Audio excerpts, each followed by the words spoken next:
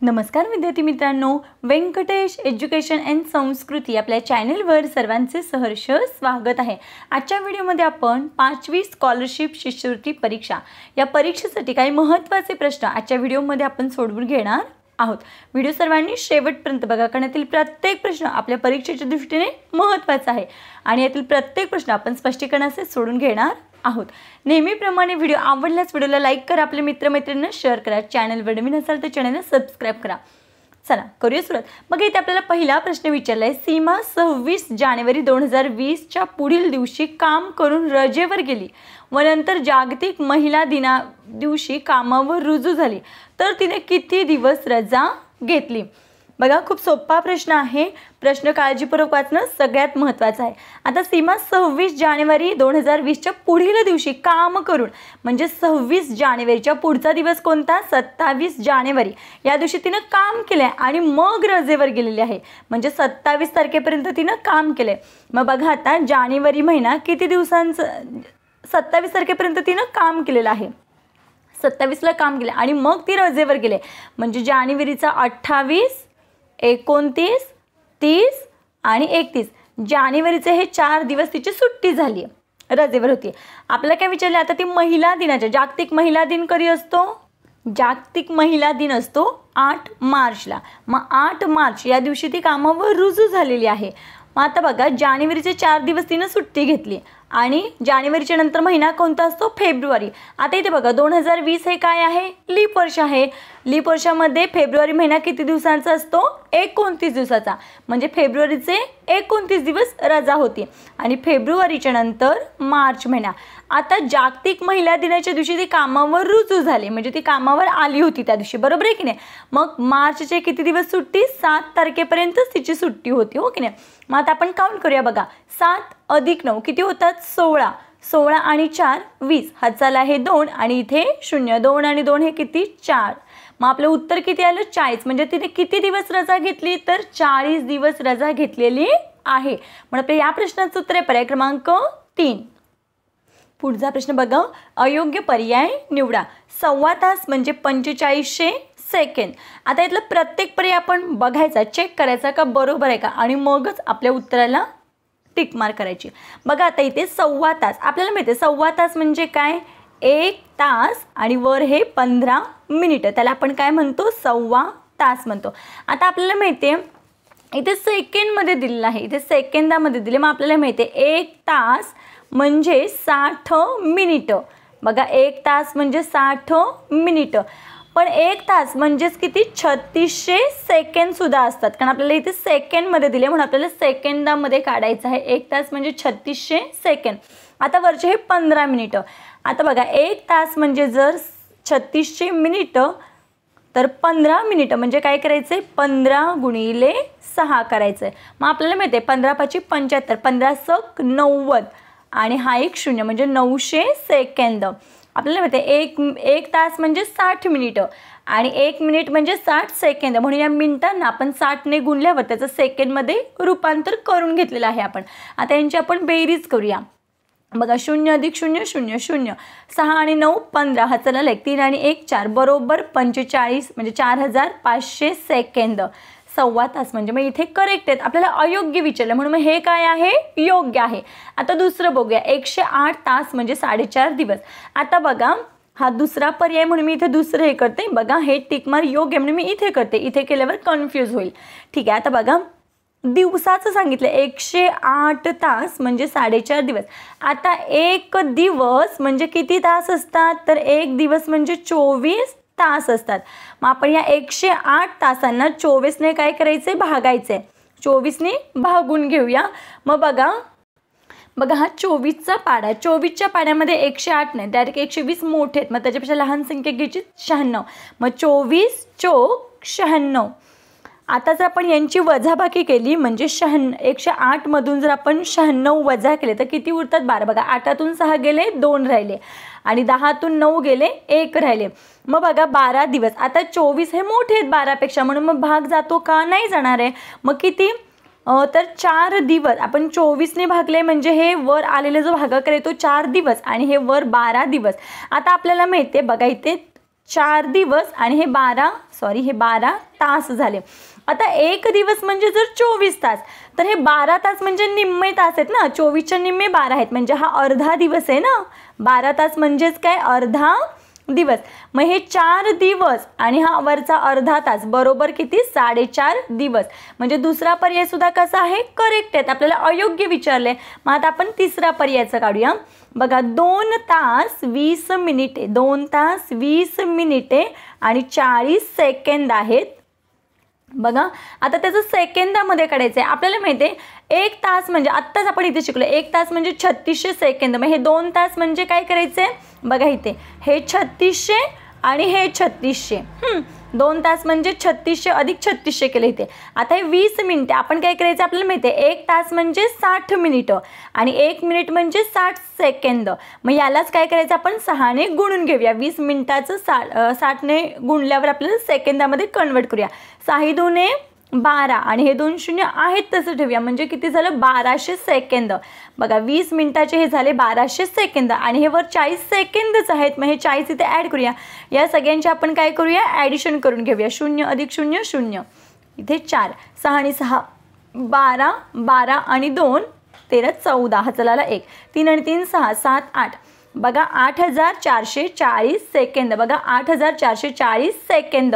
मग इथे पर्यायामध्ये पण आपल्याला तेच दिलेलं आहे, म्हणजे तिसरं सुद्धा काय आहे, करेक्ट आहे. मग आता अयोग्य कोणतं असणार आहे, तर पर्याय क्रमांक 4च. कसं ते बघूया. बघा आपल्याला विचारले 878. बघा इथे मी काढते, 878 मिनिटं विचारलेत. 878 मिनिट, त्याचे आपल्याला तासांमध्ये कन्वर्ट करायचं आहे. मग आपल्याला मिळते 1 तास म्हणजे काय, हे मिनिट आहेत, मिनिटाचं तासामध्ये करायचं. मग मिनिटाचं तासामध्ये करताना आपण काय करतो, त्याला 60ने भागतो. मग इथे 60ने भागूया. बघा इथे 87 पेक्षा 60, बघा इथे भागाकार 60 एके 60, 7तून 0 गेले 7, 8तून 6 गेले 7 8, 2 झाले आणि वरून घेतले हे 78. आता 6चा पाडा बघा, इथपर्यंत जर आपण म्हटलं 60चा पाडा काय आणि 6चा पाडा काय, फक्त आपल्याला 0 द्यायचं आहे. मग 6 चोक 24, कारण 6 पंचा 30 येतं, मग 30 मोठी होईल म्हणजे 300 मोठी होईल, म्हणून मी ते काय 60 चोक 240. वजाबाकी करूया. 8तून 0 गेले 8, 7तून 4 गेले 3 आणि हे आली बाकी 0. मग इथे किती आहे, 38. बघा ह्या भागाकार असा आलाय, म्हणजे इथे काय 14 तास आणि 38 मिनिट आलेत. पण इथे आपल्याला दिलंय काय, 14 तास, बघा 14 तास आणि 48 मिनिट दिलेत. इथे 38 मिनिटं येतात, म्हणून हे काय आहे, अयोग्य आहे. म्हणून आपल्या या प्रश्नाचं उत्तर आहे पर्याय क्रमांक 4. पुढचा प्रश्न बघूया. 18च्या सर्व विभाजकांची बेरीज ही 18ने विभाज्य असणाऱ्या सर्व 2 अंकी संख्यांच्या बेरजेपेक्षा कितीने कमी अथवा जास्त आहे. आता बघा 18च्या सर्व विभाजक, 18चे विभाजक म्हणजे काय, 18 कुणाकुणाच्या पाड्यात आहेत ते लिहायचं आहे. मग बघा 18चे विभाजक 1 2 3 6 9 आणि 18 हे एवढे विभाजक आहे. आता त्यांची बेरीज सांगितलं, मी इथे बेरीज करून घेऊया लागलीच आपण.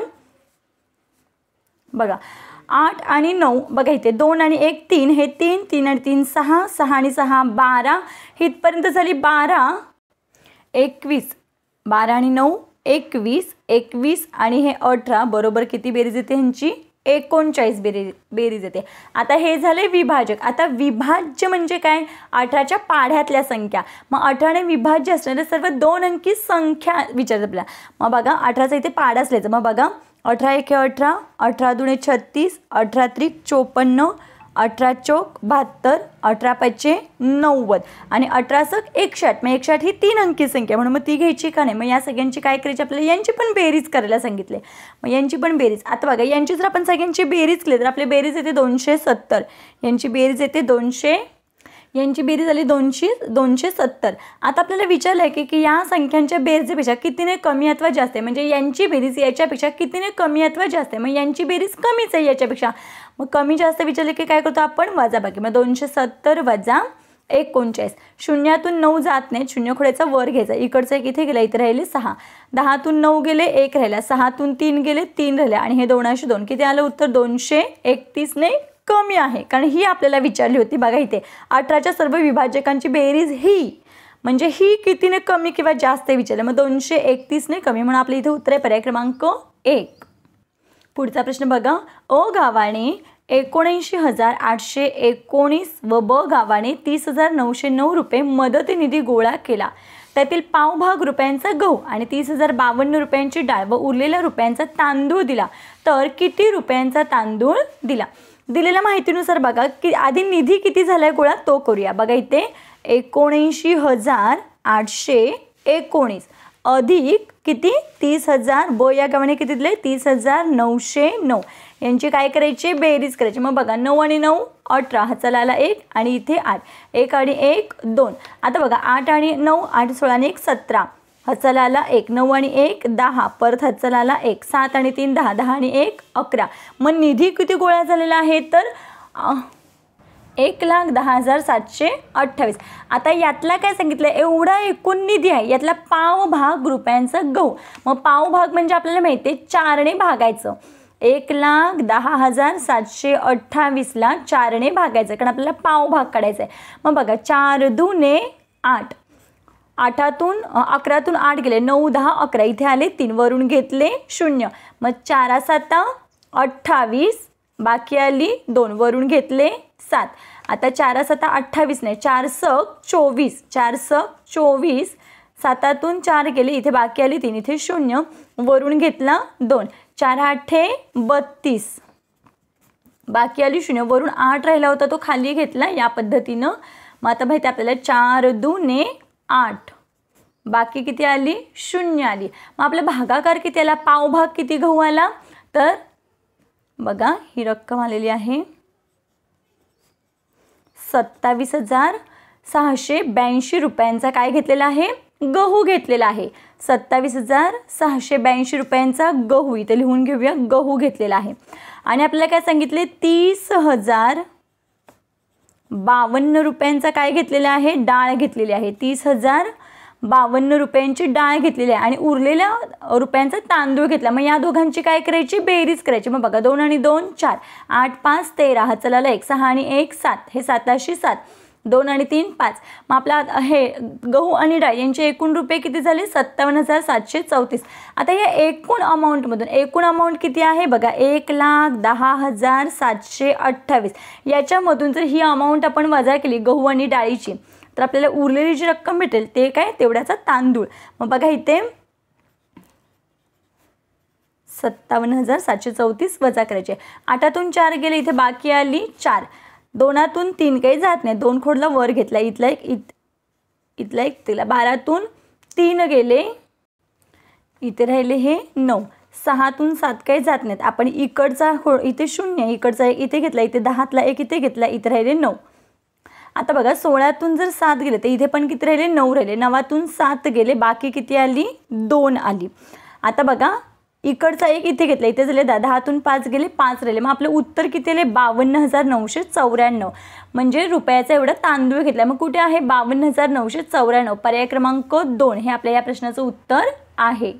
पुढचा प्रश्न बघा रोमन संख्या चिन्हांनुसार खालील पदावलीचे उत्तर शोधा. आता पदावली ज्यावेळेस आपण लिहितो त्यावेळेस बघा ह्या आहे तशा आधी मांडून घ्यायची DC III -M divided by L multiply by IX म्हणजे 9 आणि हे XIX या पद्धतीनं. आता सगळ्यात महत्त्वाचं म्हणजे बघा हे लिहून घ्यायचं LCDM.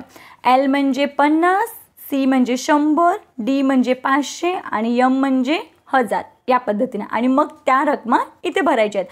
आता इथे D सांगितलं आहे D म्हणजे किती 500 वजा C म्हणजे 100 आणि इथे चिन्ह कोणतं इथे गुणिले चिन्ह आहे इथे गुणिले जिथे गुणिले आणि इथे 3 आहे ते 3 minus M is equal to 1000 divided by L. L किती आहे 50 आहे L 50 गुणिले IX म्हणजे किती 9 अधिक I बघा हे 10 आणि हा IX म्हणजे 9 मग 10 आणि 9 किती इथे 19. आता पदावली सोडवायची.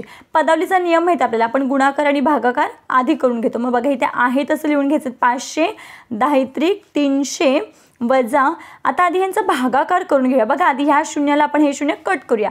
आता 5चा पाडा 2 पर्यंत 5 दुने 10 आणि हा शून्य इथे 20 आलं गुणिले 9 अधिक 19. आता बघा हे आधी सोडून घेऊया बाकीचं आहे तसं लिहून घ्यायचं. पदावलीमध्ये स्टेप वाढली तरी काही हरकत नाही पण एकाच चुकीमुळे आपलं उत्तर चुकण्याची शक्यता असते. मग काय 92 18 आणि हा 0 इथे अधिक हे 9. आता बघा 500 मधून 300 गेले तर इथे किती येतात 200 येतात वजा 180 अधिक हे 9.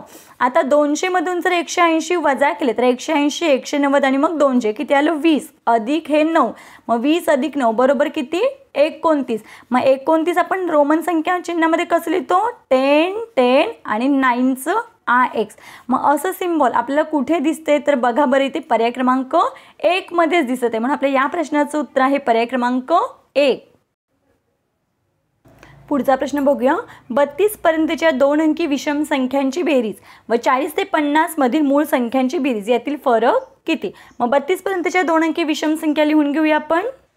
बघा 32 पर्यंतच्या 2 अंकी संख्या विषम संख्यांची बेरीज आपण जर यांची बेरीज केली या संख्या आहेत त्यांची जर आपण बेरीज केली तर बेरीज येते 231. आता 40 ते 50 मधल्या मूळ संख्या मग 40 ते 50 मधल्या मूळ संख्या किती आहेत तर बघा 41 43 आणि 47 या 3 मूळ संख्या आहेत. मग यांची बेरीज येते 131. याच्यातील आपल्याला फरक विचारले. फरक म्हणजे काय वजाबाकी. मग एकातून 1 गेले 0 3तून 3 गेले 0 2तून 1 गेला 1 किती आला फरक तर 100. मग 100 कुठे आहे पर्याय क्रमांक 2 मध्ये. पुढचा प्रश्न बघा. एका डेअरीत एकूण 240 लिटर दूध संकलन झाले. एकूण दूध आहे 240 लिटर. आता त्यातील 250 मिलीलिटरच्या 4% पिशव्या भरल्या. म्हणजे बघा 250 मिलीच्या 4% म्हणजे किती 400 पिशव्या भरल्या. अर्धा लिटरच्या 250 पिशव्या अर्धा लिटर म्हणजे 500 मिली त्याच्या किती 250 म्हणजे किती 250 पिशव्या भरल्या व 5 लिटर दूध एका दूध केंद्रात विकले तर डेअरीत एकूण किती लिटर दूध शिल्लक राहिले. हे 5 लिटर म्हणजेच किती हे 5000 मिली. आता बघा 240 लिटर एवढं एकूण दूध होतं त्यापैकी एवढं दूध विकलेलं आहे आणि हे भरलेलं आहे हे पण विकलेलं आहे आणि एवढ्या पिशव्या भरलेल्या आहेत. मग आपल्याला माहिती आहे 25 चौक डायरेक्ट किती करून घ्यायचे 100 1 2 3 हे 3 शून्य आहेत तसं लिहून घ्यायचे म्हणजे किती आलं हे 100 लिटर. आता बघा 25 चौक 100 25 5 125 आणि 1 2 3 1 2 3 हे 125,000 म्हणजेच हे 125 लिटर. आता हे 5000 लिटर विकलेलं आहे. मग आता एवढ्या दुधापैकी एवढं दूध काय झालंय खर्च केलेला आहे. मग बघा हे 100 लिटर 100,000 म्हणजेच किती 100 लिटर हे 125 लिटर आणि हे 5 लिटर यांची काय करायची बेरीज करायची 5 आणि 5 10 चला 1 2 आणि 1 3 1 आणि 1 2 म्हणजे एकूण 230 लिटर दूध वापरून झालेलं आहे किंवा खर्च केलेला आहे म्हणजे 230 लिटर वजा करायची याच्यातून.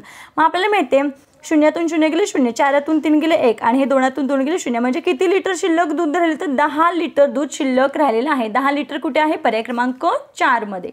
पुढचा प्रश्न बघूया. 22/9 या अपूर्णांकातून 1/3 हा अपूर्णांक 5 वेळा वजा करून येणाऱ्या अपूर्णांकात 1/9 हा अपूर्णांक 12 वेळा मिळवल्यावर येणारे उत्तर कोणते.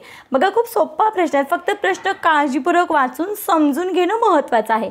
आता काय सांगितले 22/9 या अपूर्णांकामध्ये 1/3 हा अपूर्णांक 5 वेळा म्हणजे किती ह्यांचा गुणाकार 5 1 5 आणि छेद काही बदलत नाही म्हणजे 3 5/3 येणार आहे हो की नाही. वजा केल्यास येणारे अपूर्णांक आता वजाबाकी होऊ शकेल का यांची कारण छेद काय आहे वेगळा आहे. मग मला सांगा 3च्या पड्यामध्ये 9 आहेत. मग बघा या जर आपण अंश या अपूर्णांकाला जर आपण 3 ने गुणलं तर बघा छेदच समान होते. मग बघा हे आहे तसं 22/9 वजा 5 त्रिक 15 आणि 3 त्रिक 9 आता छेद समान झाले. मग 22 मधून जर आपण 15 वजा केले तर उत्तर किती येते 7/9. इथपर्यंत आलं आता आपलं उत्तर. आता सांगितलंय काय की येणाऱ्या अपूर्णांकात म्हणजे या उत्तरामध्ये 1/9 हा अपूर्णांक 12 वेळा मिळवल्यावर.